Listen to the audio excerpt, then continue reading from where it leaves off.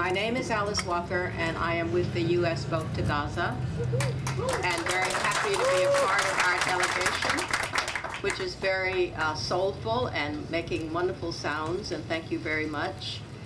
I am going to Gaza because my government has failed. It has failed us. It has failed to understand or to care about the Gazan people. But worse than that, our government is ignorant of our own history in the United States. For instance, when black people were enslaved for 300 years, it took a lot of people from outside of our communities to come to help free us. And also, during the period of the Civil Rights Movement, which was in the 1960s, again, it took people from outside of our own communities to come and help us free ourselves.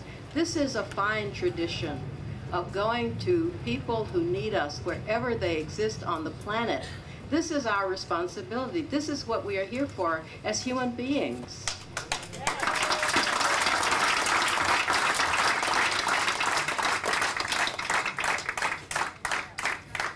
And so I just would like to say that we are on our way, that Hillary Clinton may put up all of the protests that she likes, and she may say that we should not travel, that it is dangerous. We know it is dangerous.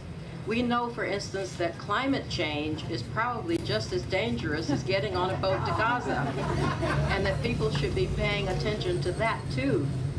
I also feel that when our government, in the person of our president, can make a speech about this area and really speak only to the Israelis and not to the Palestinians, this is unacceptable. We cannot accept this. I mean, we look at what has happened to the Palestinian people for all of these decades, and it is insufferable. We will not accept it. We will not.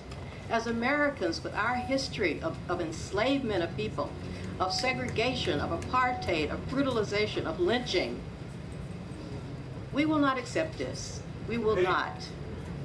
So, Gazans, and especially the children, we are on our way. We are coming. We hear you. We are coming.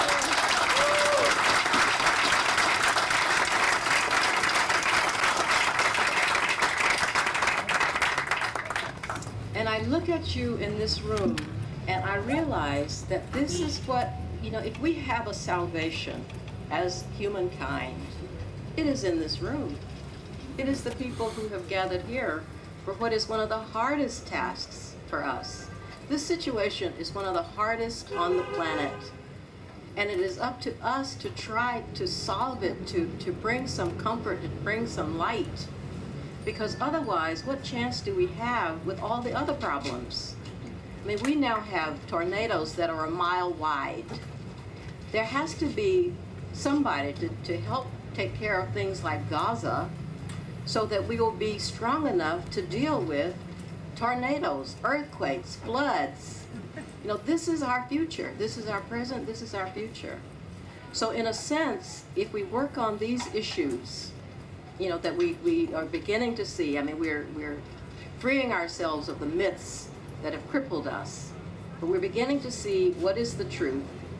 And if we can see what is the truth about this situation, we will free ourselves to work on the real issue for humanity, which is protecting Earth.